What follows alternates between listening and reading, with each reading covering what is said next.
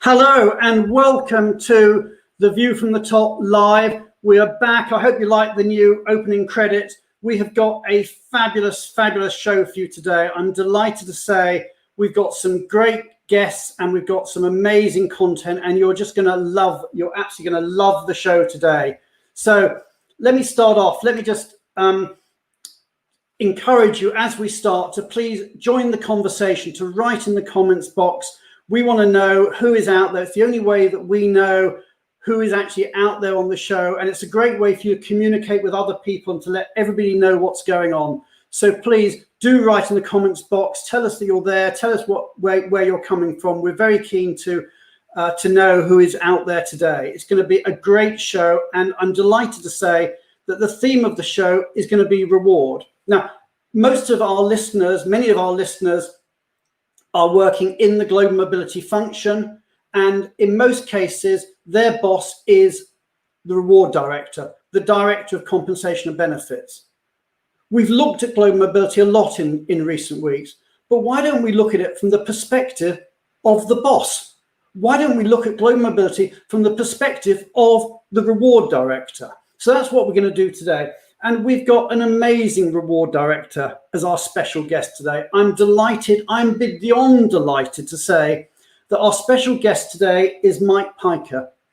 Mike Piker has been in the reward function and senior roles and having global mobility reporting into him in not one, not two, not three, not four, not five, but 6 separate Fortune 100 companies.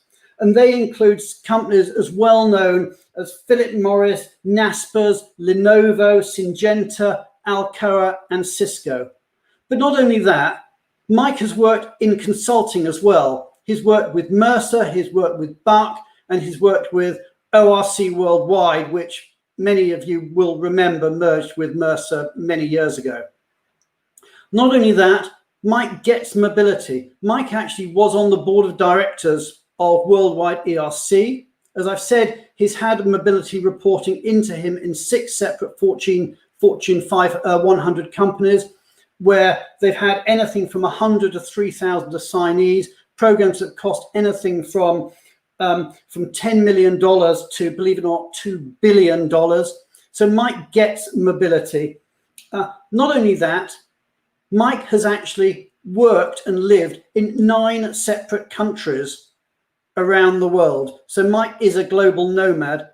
Not only is it the fact that Mike is a third culture kid, he's also, believe it or not, a 2nd generation mobility specialist, because Mike's dad was himself a global mobility specialist. Mike's dad worked in mobility back in the day at GE and at Honeywell and indeed at ORC. So Mike really gets it. As I said, he is a third culture kid. He is a 2nd generation mobility expert, and he is a 1st degree great guy. So we've got Mike on the show, and that's going to be fabulous in a few moments. But we've got other guests as well. I'm delighted to say we've got, apart from Mike, we've got Pat Jurgens from Airing, who's going to be giving us a tax update. And of course, as ever, we've got Michelle Durkin, who's going to be giving us polling update. The one person we haven't got this week, as you probably have worked out, is Julia Onslow-Cole. And let me just explain. When we had our little vacation a couple of weeks ago, we did some research of the audience. And what people were saying to us is, you love the immigration advice, but actually you'd like some tax advice too. So what we're going to do is we're going to bring you tax advice as well as immigration advice. And Julia can't be with us today for the best of possible reasons. I'm delighted to say, or really pleased for her, but Julia's daughter is getting married, and she's actually out, even as we speak, shopping for a wedding dress with her daughter. Now, that is probably everything every mother always wants to do, to go shopping with her daughter for a wedding dress. And that's what's happening today. So all our best wishes for Julia, and indeed for her daughter, to Millie. Anyway, we got some great stuff coming up on the show. But before I get on to that, I just want to tell you a couple of other things that are coming up. I know many of you who are watching this show maybe you don't know that much about the Benivo technology. It is really, really cool technology. I mean, I love the technology. I'm a bit biased, I know that. I'm not going to talk about the technology today. That's not the point of today's event. But if you want to find out about the technology, we're running a live demo of our technology on the Benivo.com website immediately after today's show. We're going to finish at the top of the hour at about 1/4 the hour at 5:15 or 12:15, depending where in the world you are. That demo will go live. We run a thing called Benivo Bytes, which is a technology live cast that we do, and we're running one tomorrow. It's the same place here on LinkedIn. It's at the same time as today, but it's tomorrow, and that's called How You Can Use Benivo Alongside Your Favorite RMC. And indeed, next week we are back again. I'm delighted to say that our special guest next week is Catherine Cassidy. Catherine is the president and COO of Altair. So Catherine's going to be with us next week on The View from the Top. And then the last little bit of news I wanted to give you before we get going is to say I'm delighted to say that Wes Okamura has joined the Benivo Strategy Council.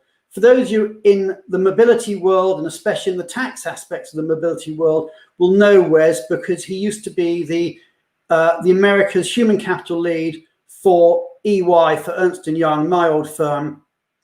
And he's based out in the Bay Area. So many of you who know Bay Area and Bay Area companies and BAM and places like that, you will undoubtedly know Wes. So we're delighted that Wes has joined our Strategy Council.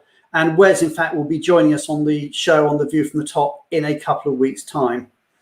Anyway, without further ado, what I'd like to do now is to bring on our panelists. So let's bring them on. First of all, let's bring on Michelle. Where are you, Michelle? Michelle, hi. Good to see you as ever. Hi, Brian. How you doing? I'm really good. And you're going to be doing some polling for us, I take it? Yes, I am. Cool. That's excellent. And let me just see who else. Let's bring on Pat. Hey, Pat, how are you doing? Good morning, Brian. I'm doing well. Cool. And where are you today? I'm in Massachusetts, Greater Boston. Cool. And what are you going to be talking to us about today? I'm going to be covering some tax developments in the United States, payroll tax deferral. I'll also be talking about budget issues in the United Kingdom, new extended rules for French frontier workers, and if we have time, also a little update about Singapore's stimulus payments. Brilliant. Okay. And then lastly, but by no means least, let me bring in our very special guest. Mike, how are you doing? Doing great. Cool. And it's great to have you on the show. Whereabouts in the world are you today? I'm in Amsterdam. Cool. And you said you've lived and worked in 9 countries. Which are they? Let's see, in Asia, let's start with Japan, China, Singapore, Brazil, Germany, Switzerland, UK, Netherlands, and US. So a lot. 30 years around the world. Cool. And which country were you born in of all those? I was born in Minnesota in the United States of America. Cool. Okay. Well, look, we're going to get into a detailed conversation with you and with the everything to do with the view of the reward director in a moment. But before I do, what I'm going to do is move you and Michelle backstage for a minute, and Pat, maybe we can sort of just talk through some of the tax issues. So let me just move Mike and Michelle backstage. Pat, okay, tell us what's going on in tax world.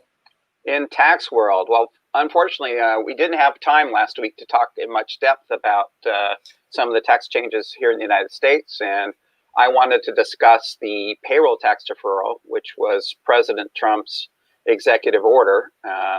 It is a deferral of the FICA taxes that have been would normally be withheld for the last 4 months of this year, September through December. So it's just starting. And the IRS just issued some new guidance as to how it all works. It, in effect, is only a deferral of the contributions. If you do take advantage of this program, then you will be required to pay it back during the first 4 months of 2021. So it's really just a short-term tax deferral. Not political at all, I take it. Yeah, I mean, you know, What's interesting about it is that it is up to the employer to decide whether to offer it to employees. And knowing that employees would have to pay double FICA withholding taxes during the first 4 months of 2021, I don't think too many companies are going to be taking advantage of it. And in fact, we here at Their Inc. decided just last week to not take advantage of the program. And honestly, just from a tax professional's perspective, it just didn't seem like very wise type of tax policy to make, because all it is a deferral. It's not a tax cut. And it'd be interesting to see just how much this program will be taken up and taking advantage of. So, so that's the US. And where do you want to go next in the world? I want to talk about your country, the United Kingdom. And I think you'll have some good perspective on this, I hope. I guess the debate begins as to how to pay for the pandemic costs. And I saw a story about the Chancellor of the Exchequer, the new one. His name is Rishi Sunak, I think is how you pronounce it. That's right. And he was considering, but nothing definitive, considering tax increases for the next fiscal year to help pay for all these costs that are as a result of the pandemic. And counter that, go ahead. Yeah, I fear that's going to be an issue around the world, isn't it? Yes, with right. Everything that's been provided. And I know last week you talked about a solidarity tax in Egypt, I think it was. Yes. And UK, we don't know, because nobody knows what's going to be in a budget till it comes out.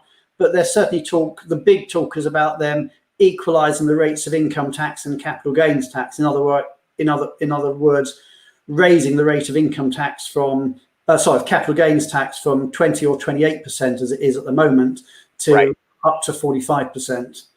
So pretty, serious stuff. And there might be other changes as well. They always talk about changing pensions, tax relief and other things, but nobody knows until it comes out. And do you have a sense as to when it's coming out? I got a sense that the budget plans are being postponed. Yeah, we don't know. In November would be the normal date, but we don't know for certain. Right. And so I guess Mr. Sunak is scheduled to answer questions in the House of Commons next week. So we might find some more information then, but it'll be interesting to see how this plays out. Yeah, unlikely. I think he will keep his powder dry until he makes his announcement on whenever the statement is going to be.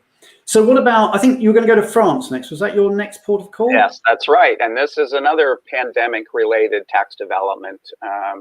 They had earlier provided some concessions or accommodations, if you will, for people that are so-called cross-border or frontier workers within a group of countries. So France, Belgium, Germany, Luxembourg, and Switzerland. And the basic rule was that if you would normally be taxed at the place you normally work, even if you live in a different country, that will continue during the pandemic, even though you are required to work from home due to health orders. And so that accommodation was scheduled to expire, and they've just extended that through the end of the year. And it looks like they're just waiting to see just how long the pandemic will go and how long the accommodation needs to be in place, because people are working from home. And I think we'll see this in other countries as well. Okay, that's really helpful. By the way, if there's tax questions for Pat, then do feel free to ask them in the comments box. But I think, Pat, we're now off to Asia, is that right? Yes, we're going to talk a quick little update on Singapore. Again, somewhat pandemic related. They had implemented some stimulus payments earlier in the year, back in April, I believe. And similar to the stimulus payments in the United States, these are cash payments to qualifying individuals intended to boost spending, essentially. And so these one-off payments, there's a second one that was scheduled to begin being paid out in June, although I think it's actually probably closer to August, September that these payments are being made. And they're income tested. So you get a larger payment if you have lower income, and the higher income you gets a smaller amount. So it only applies apparently to Singapore nationals. So it'd be interesting to see if those taxpayers that live and work in Singapore might see these payments, or whether they even qualify. Okay, well, thank you so much for that. What I'm going to do now is I'm going to bring in Mike and Michelle. So let me bring them into the conversation. So here we have Michelle, and here we have Mike. And Pat, we're going to say goodbye to you for the moment, and we'll see you again in a couple of weeks for another tax update. So many thanks for that. So Mike, I'm sorry, Mike. You are a reward director, and obviously your perspective on mobility is fascinating. We've actually done a bit of research about, do reward directors get global mobility? And Michelle, let me hand over to you. And why don't you just talk about the research we've done, and maybe we can get Mike's comments on that before we get into the deep dive into the subject. Sure. So, yeah, the question that we asked was, do reward directors really get mobility? And Mike, I'll be curious to your perspective, but before I reveal kind of the answers from our LinkedIn poll, the options we gave to the question was, yes, they really do understand it. Yes, they understand to a limited extent, or no, they really don't get mobility. I think, you're probably an anomaly, but let's have your perspective. Yeah, I would surmise it's the latter two. So I suspect the poll data would suggest it's actually don't get it. Okay, and let's try and put that out to our audience there. There's always a time delay with LinkedIn between us saying something and actually going out on LinkedIn. But I'd be very interested to know from the audience perspective, do we think reward directors get mobility? I mean, my view is obviously there's reward directors and reward directors. But I'm guessing from your point of view, Mike, as a reward director, you're pretty busy with other stuff.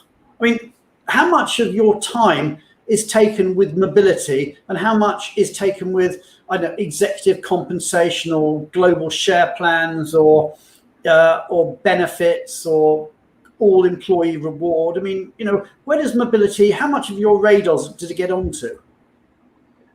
Typically, to be very frank, maybe 10% of my time. So there's a disproportionate amount of time attributed to exec comp, as you alluded to. It's because there's 4 to 6 comp committees. You've got proxy advisors on your neck every day.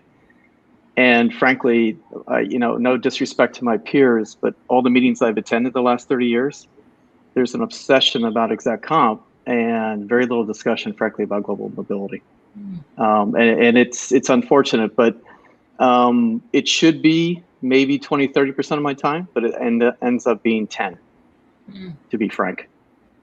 Yeah, and if we look at some of the comments that are coming up, that was a no to the question. Those in MNCs do. Sharon John says, yes, they do. So it's going the other way. Andreas, how long is a piece of string? That's good. That one is. It depends on the organisation. I think it's Matthew Grubbs actually looking at it. Depends on the organisations. Well, I think that's an interesting point. Depending on the organization, because Mike, would the perspective be different from the different organizations you've been in? The emphasis that mobility has played within each of the roles you've had. Great question. Yeah, I mean, I've worked for Lenovo is a Chinese company versus American versus Swiss. Those that probably have deeper, longer legs to mobility experience, typically American and Swiss, get it just because they've been doing it a long time. Emerging Asian headquarter companies going global, it's still a new thing, to be honest. But depends on longevity of mobility. For me, it's how strategic is that mobility leader able to have a conversation with me about strategy, right, frankly, and not about operational execution. Yeah. And let's take this comment here. I mean, this is from Tom Farmer. I've just kept this one on screen. Yeah. My buddy from Mercer, yeah. Yeah, he says, yes, they do get mobility, often more so than mobility professionals. I mean, that's a very, very provocative remark, but there may be a grain of truth. I mean, what do you think? I mean, how do you take that comment?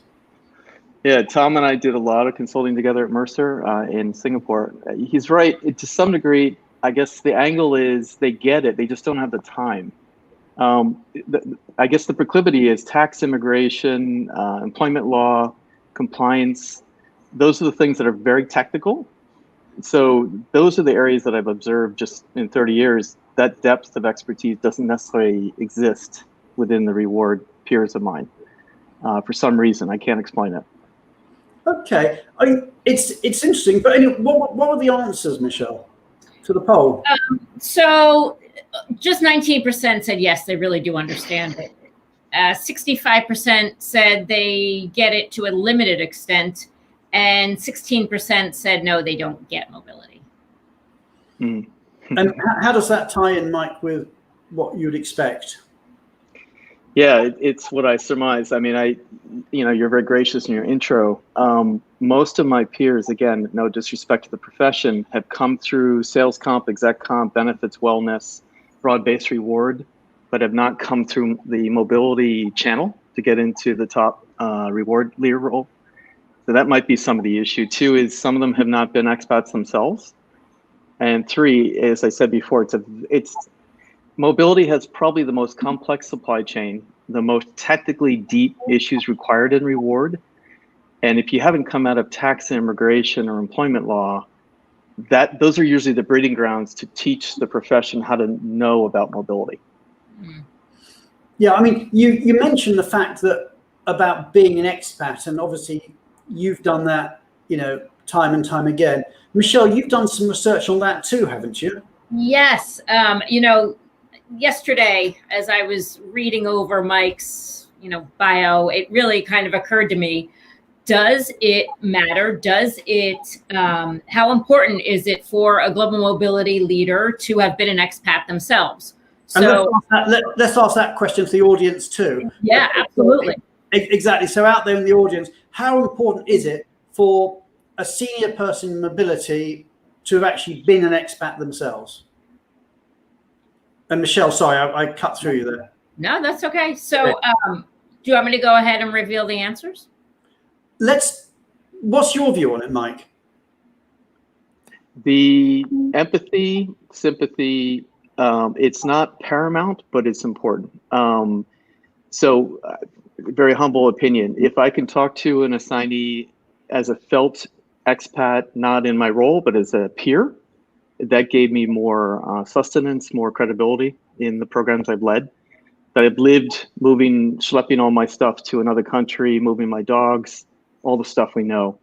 The fact that I've been through it and the assignee experience lens gives at least credibility if you've done it.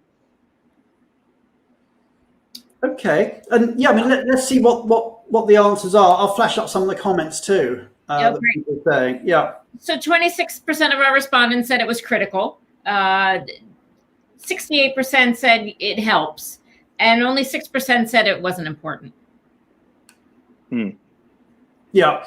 Okay. I mean, it is fascinating that, I suppose it helps if people have lived it. They felt the pain points. They understand some of these issues that we're facing. What I want to do now actually is really get into.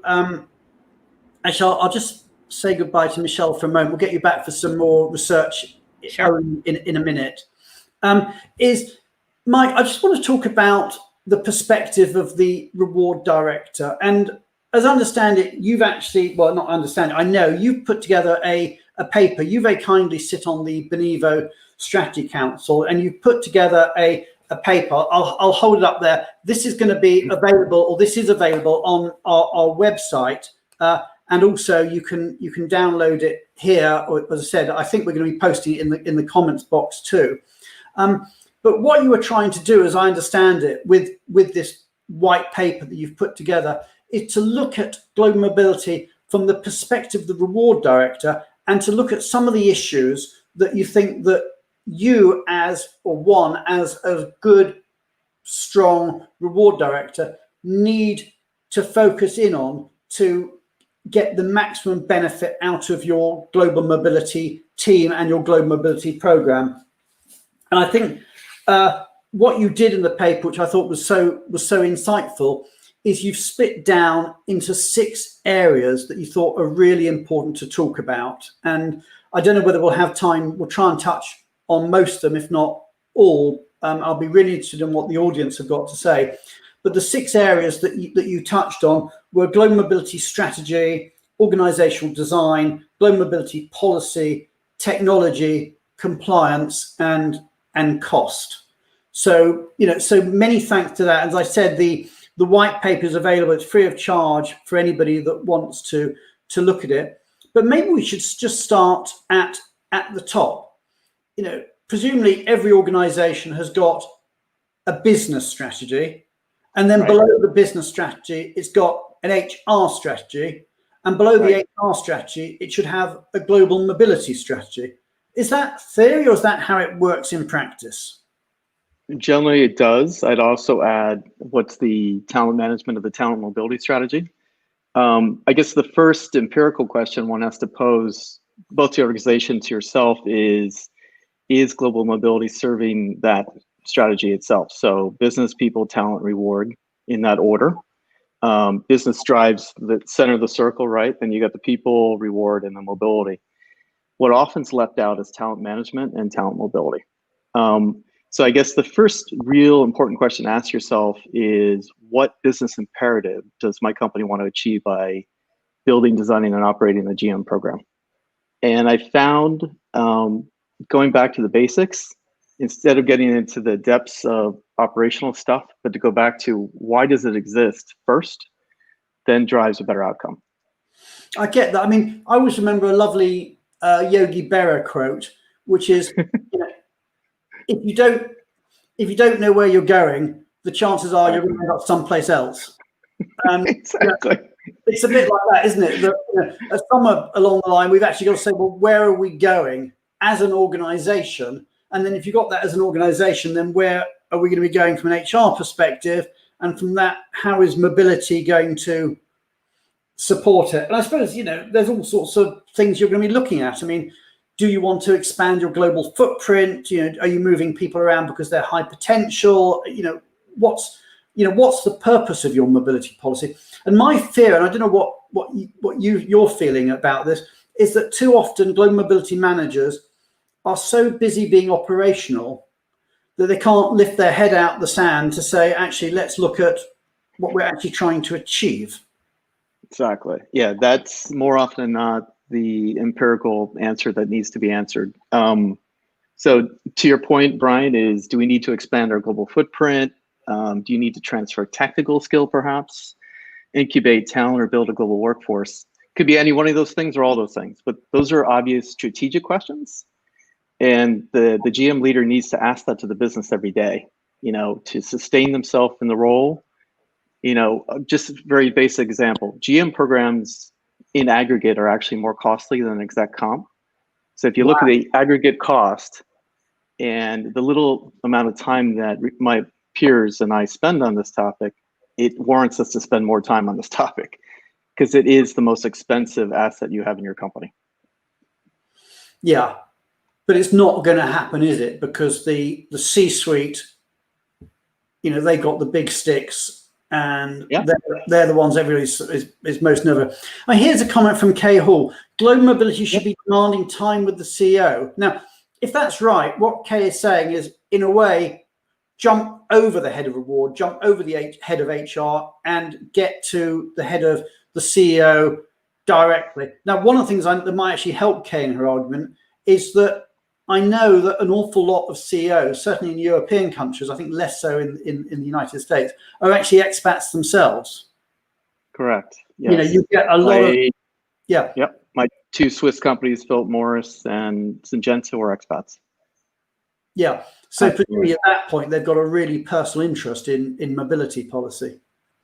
But how do you think do that? How do you think mobility can get to the head, to the CEO? Well, in what I call the hyper MNC or hyper global, more often than not, the top echelon, like myself at Naspers, PMI, most, if not all, the C-suite are actually expats themselves.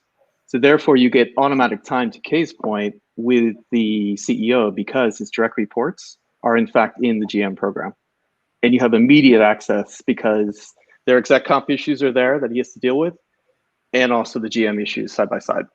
But more importantly is, how do you want to use this weapon of this cost basis to deploy talent dutifully? And that's a conversation worth having with the C-suite. Okay, I'm going to bring Michelle back on board. Where are you? There you are, Michelle. Because we've got another bit of research that we did about how mobility managers can best position themselves for the future. So do you want to just talk about that, and then maybe we'll chat that through with Mike? And again, whilst we're chatting it through, if the audience want to feed in their comments, then we'll try and take those comments and questions on board too. Sure. In the past, I think we've kind of touched upon this topic, and of course, our audience has many different points of view. Asking the question about how global mobility can best position themselves for the future, and there are a lot of answers out there. But the options that we gave were they need to do the essentials better. They need to focus on being strategic. They need to use technology to free up administrative time or develop cost-saving ideas. So those were the 4 choices. Mike, what do you think? All of them. That's why I said that's not allowed. There's a fence you've got to jump off here, Mike. Yeah, that's why I said the 6 things we mentioned before need to be done together, holistically, rather than obsessing on cost or focusing only on technology. You got to do 6 well. Okay, that's helpful. In terms of what, why don't we go to the results, Michelle? Sure. So we've got just 6% saying do the essentials better. 21% said use technology to free up administrative time. 8% develop cost savings ideas. And the biggest answer was focus on being strategic, 65% of respondents. Okay, but the challenge I put out there to the industry, and I suppose to Mike too, but to the industry, is how can mobility be more strategic? How can you get to be more strategic? And the way I look at it is I say that I do the analogy of you're juggling balls. You've got all these balls in the air, and how can you do that without dropping some? Mm-hmm. And the answer is put some down. Yeah, don't juggle so many balls. And to translate that to mobility, I'm a big fan of outsourcing or putting centers of excellence or something. But don't try and do everything in mobility, because if you're trying to do everything, you're going to be so busy doing the stuff that is urgent, you won't get around to doing the stuff that's important. And that is mobility's big mistake, is they spend too much time doing the urgent stuff and not enough time doing the important stuff. But in your experience, Mike, how did you make mobility strategic, or was that a challenge too far? Well, first you've got to measure GM just like any business P&L, right? So what are the OKRs? What's the ROI to be measured?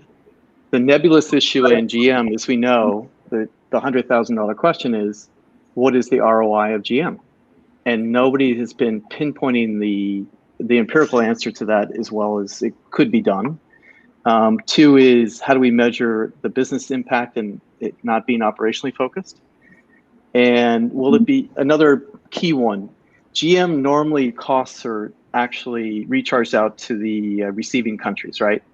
The most strategic companies that deal with GM put a big pot in the center and have one pot to run the program from the center, rather than trying to arbitrate costs between home and host. So if you really believe in GM, then you fund it from the center, and the business P&L has got a strict OKRs on ROI for each and every assignment. Okay, that's how you make it strategic. Okay, we're getting lots of questions coming in. I'll try and put some of them up. Laura is saying she loved the analogy. Yeah. But so here are some questions from Sandra Clary. What do you think is the most overlooked strategy component or contribution that GM leaders should be touting or pursuing? So what can we do new? Is when you sit down and have a business conversation with a business leader is how can this program serve your business better? Rather than moving somebody from point A to point B, how does this program further your business acumen or ability to deliver a return on your investment? And GM is part of that. That's a business question rather than an operational question. So it's elevating the questions in a different frame through a business lens. And another question that came through from Siobhan Cummins. And Siobhan said, why are mobility and talent management not more aligned on the benefits of international working? Great question from my good friend. It also raises the question, which I think we're going to get on to, is where should mobility sit? Absolutely. And Siobhan, always awesome questions. And I'm a true proponent. I am agnostic if it be in reward or in talent management. But the first thing is what's happening. Cost drives the discussion rather than talent. So if it's a cost query or conundrum, then it normally sits. Then automatically it'll go under reward shop because we deal with costs and pay. Arguably it should be a talent discussion. The problem is the COEs in HR. Talent management's one COE, rewards another COE, and they don't always look at the world in the same way. And my hypothesis here is if talent management and reward work more closely as COEs, then talent mobility can operate more effectively. Okay, and we've done a bit of research on this, haven't we, Michelle, about where should global mobility sit? I believe we did. Yes, we did. So, as I think we know, it varies from organization to organization. I think we've seen and heard it all. And so we asked, right, where should mobility sit, with the options being under reward / comp and ben, under talent, under HR operations, or as a direct report to the VP of HR. Mm-hmm.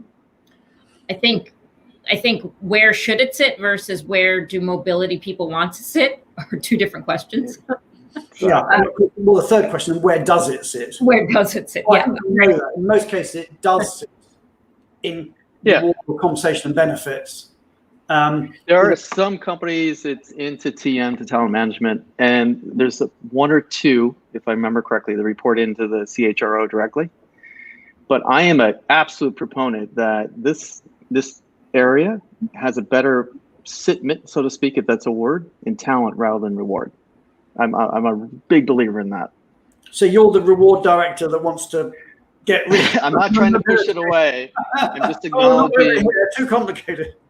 No, because this is what we worked on at ERC. You know, the GMST was predicated on talent mobility coming together as one, right? Yeah. And I am such a huge proponent that talent should drive the ship and not cost and not reward people. Great. And what about the results, Michelle? So the results, 19% thought it should sit under reward / comp and ben, 13% in HR operations, 34% under talent, and 35% with a direct report to the VP of HR. Cool. Okay, and we're getting some questions coming in. Or let's just pull this one up here. We're going slightly off piste here, but what is the future of global mobility with the current pandemic, as every company is looking for work from home model? It is such an appropriate question, Mr. Gonta. So due to COVID-19, it's what we, I think, spoke about a couple of weeks ago, virtual working. So this whole notion of moving jobs to people is virtual assignments and digital nomads. This is where potentially GM is going.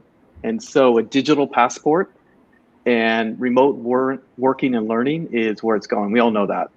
The issue is it's driving some complicated issues around permanent establishment. You may not be in that country, but you're doing work for a country, and therefore it's taxed. And so we've got there's a whole basket of issues in that. Okay, well, look, I'm going to go back to this whole question of organizational design, because again, this white paper you put together, I do recommend people download it. I found it really, really useful. It doesn't give the answers, because that's not the purpose of the paper. What it does do is it asks the questions and it focuses your mind. So I suspect we'll put that up again in the comments box so that you can see that.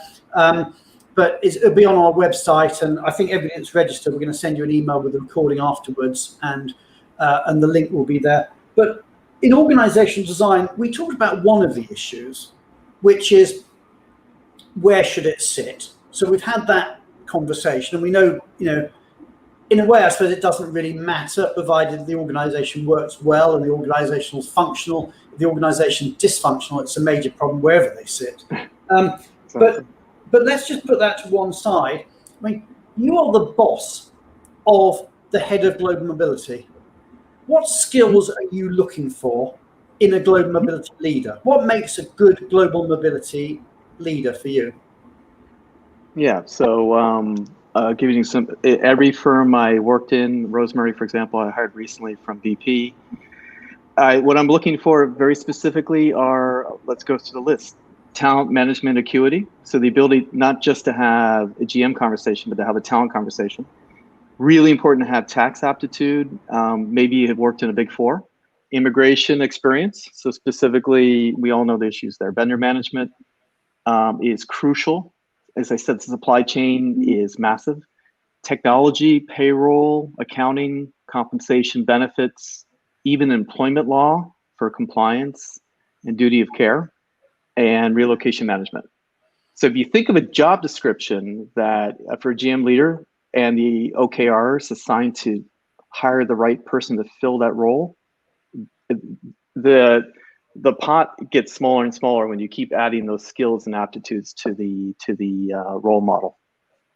Yeah, I heard a great analogy a while ago. I'd love to take credit for it, but it wasn't mine.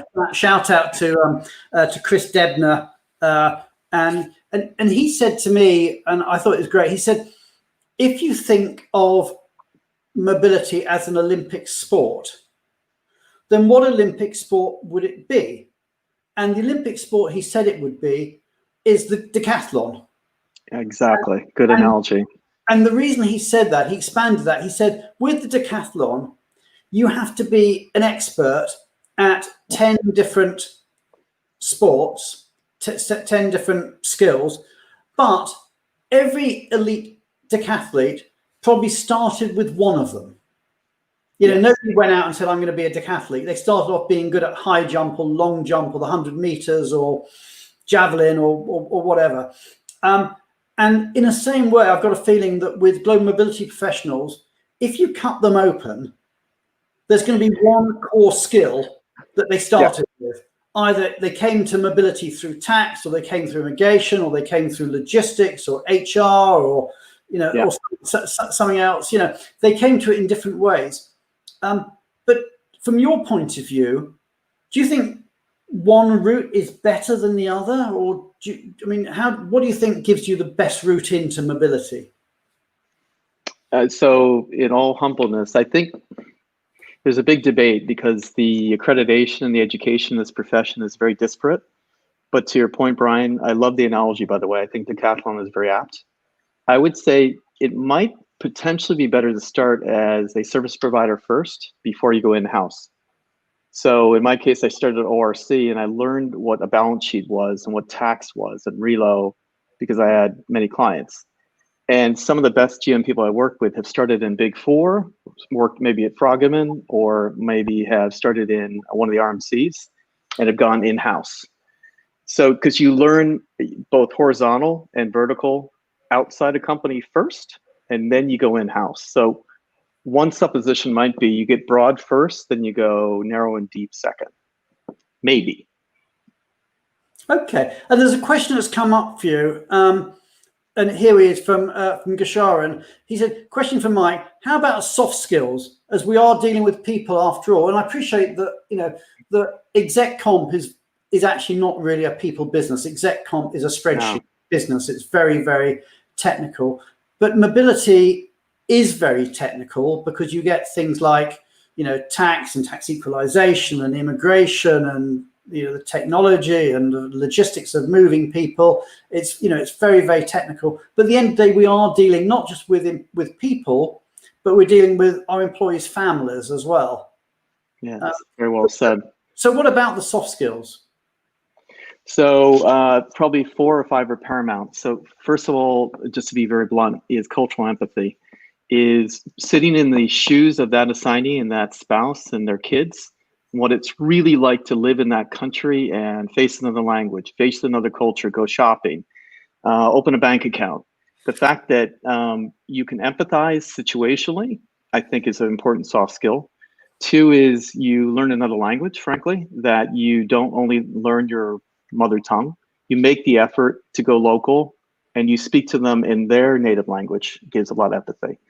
I think 3 is the fact that you're a appreciative listener. So a real listener rather than just a talker. And 4 is that you take action when you hear it. So some of my biggest compliance and cases were assignees who are in a very difficult situation, and you're their only lifeline between you and them going home. And the stress on the spouse and the kids to go somewhere else in a new school, normally the spouse doesn't have a job. It's extremely hard. We all know that. But the fact that you have that skill to listen with empathy is crucial. Yeah, I get that. And whilst we're talking about what makes a good global mobility professional, we've talked about the skill sets and we've talked about the technical skills and the soft skills. What about the accreditations? When you're looking to hire somebody from a mobility role, what accreditations are you looking for? Yeah, so obviously I was on the board of the ERC, so the accreditations there are world class, GMST. We know them. World at Work has them. You're, Brian, you were instrumental at FEM leading that organization wonderfully. Like I said before, they potentially have been an expatriate. They have been at least a GMS or GMST, hopefully a GRP at World of Work. And accreditation in my book, for example, I mandated everybody in my reward team to have at least a GRP from World at Work, minimum, and the GM leader to have a GMST. So I was pretty strict about that. Okay. And obviously you were doing the performance appraisals of the mobility leaders. How would you measure, what was your definition of success? What made a good mobility leader for you when you were doing their performance appraisal? What were your success criteria? Yeah. I would say of all the leaders I've been fortunate to lead, is that they have the aptitude to build, design, and operate a world-class program, be it in-sourced, outsourced, or co-sourced. So do they have the ability to elevate the conversation strategically with the business, to fund the program is the first measure. 2 is how do you design the organization to deliver that promise, at what cost and what speed and what agility. So there's measurement OKRs around that. 3 is that the team beneath them really follow that leader because they are a true COE. So the mobility leadership team that individual would hire and staff in itself has to be world-class. So I measure them by the team aptitude. 4 and 5 would be is that the cost per assignee and the metrics classically of cost per hire and speed to deployment is world-class. So there are very strict measures there. And finally, technology, that they are employing a aptitude tech point solution that is fit for purpose and enables the program to come to fruition. So those are some really, I think, hard OKRs I've used over the years. Okay, I mean, they're great, great OKRs. And here's another question from Ron Labin. He said, Mike, if 10% of your time was focused on GM, which is what I think you said at the beginning, yep. What were the most important things you considered? That, again, right person, right role, right time, right cost. So if I talk to the CEO or my boss, the CHRO, give me feedback in the program, normally it's a business feedback, not operational. So I focus with my GM leader on, okay, are we hitting those bogeys, those metrics? Is it delivering what we promise? And is it business relevant? It's not just operating GM for GM's sake, but actually supporting the true business agility. And so I focus and I keep harping on that with my GM leaders is, how does this program serve the business? How does this program serve the business? That's what I'm looking for. Okay, that's really helpful. I mean, on this white paper, this fabulous white paper that you've put out, and which, as I said, is available on our website, you talked about 6 areas. You talk about mobility strategy, organizational design, mobility policy, technology, compliance, and cost. I think we've probably covered about 2 of those areas, and each one we've got a lot in. So there's no way we're going to get through all of them. But I'll try and get onto another one. I mean, one of the areas we talked about, or sorry, is in your white paper, this whole question of mobility policy and guidelines. And I suppose the point there is to ensure that the policy, well, first of all, are they policy or are they guidelines? But secondly, they actually serve the business. I don't know if you want to just say a bit about, you know, how you should be aligning your policy with your strategy and the rigorousness of your, whether it's a policy or a guideline.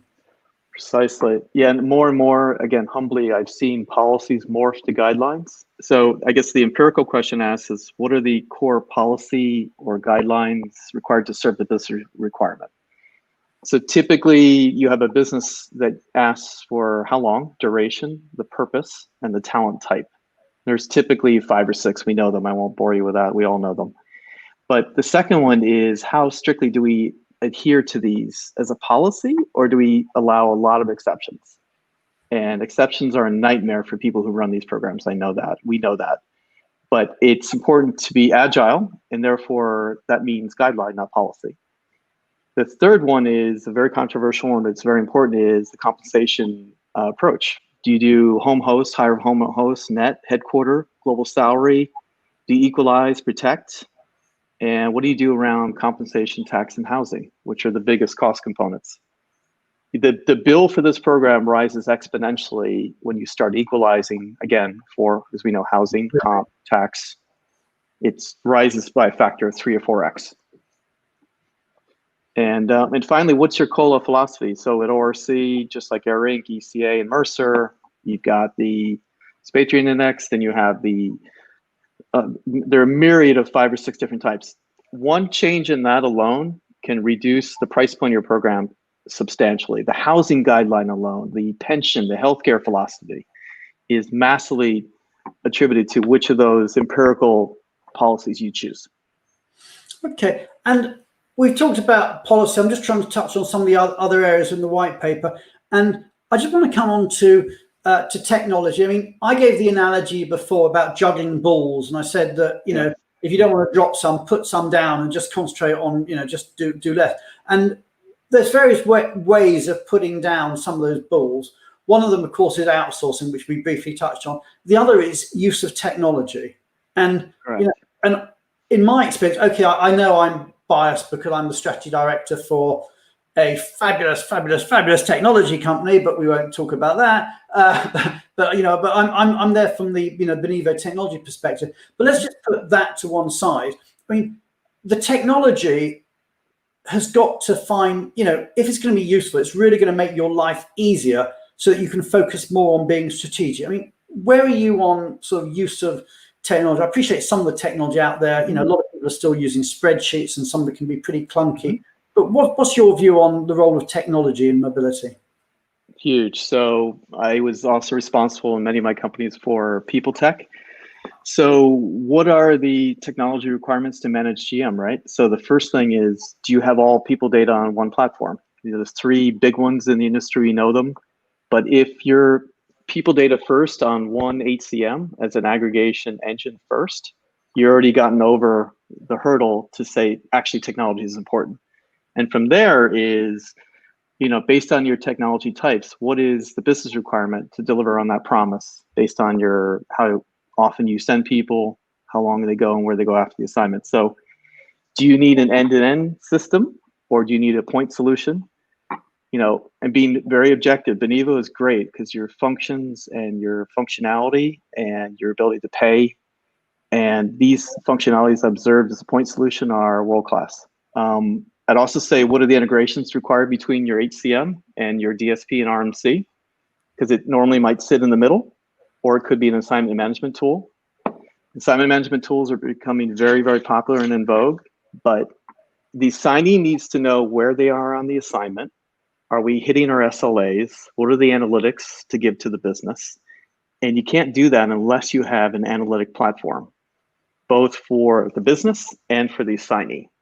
So to run a world-class, if it's in-sourced, outsourced, or co-sourced, you absolutely need a technology requirement fulfilled. Absolutely, and I get that, and it's got to be integrated, and it's got to be all that easy to use. I would say for any corporates who are out there, excuse the 2-second advert, but for any corporates who are out there, we actually offer a 2-month free trial of our product with the whole product fully integrated, fully installed, fully personalized. So if anybody with a program that of more than just 10 or 20, a reasonable sized program, wants to have a go with our technology, as I said, we will do a complete free installation at no cost, no obligation for 2 months. But just putting that to one side, we've talked about technology. The other area you cover in your white paper, which I think has really got it's the one that sort of hits the reward director's table, and when it does, it hits it with a very heavy clunk, and that's compliance. Compliance is what mobility people do, and compliance is one of those things. It's a bit like insurance. You just do it, and you never get thanked for having a good insurance policy. There's only ever a problem when it goes wrong. And compliance is a bit like that. Nobody ever said to you, you submitted a great tax return. They only sort of say to you, or, get this person out of jail, or why are we on the front page of the newspapers? So how, from your point of view, as a reward director, do you look at the compliance aspects, the stuff that is essential and necessary, but actually not strategic at all? Yeah, so normally you would expect this to be obviously fulfilled within the GM team. But over 30 years, 6 companies, I've dealt with permanent establishment issues like this recent one with remote workers. It creates a PE issue because the assignee's not in the host location. You're doing work for the host country, and suddenly you have a tax issue and you have a tax bill. That's a big one. Duty of care in a hostage terrorist setting. I've had to eradicate people from the Arab Spring and Libya and Syria. And if you don't enjoin duty of care, you're in the newspaper or you might get sued. Split payroll under withholding happens all the time, even with international pension plans. Disbursements, a common problem. A big one is non-compliant employment agreements for the assignment country. So you're not adhering to employment law in the receiving country. Therefore, this is where employment law is crucial.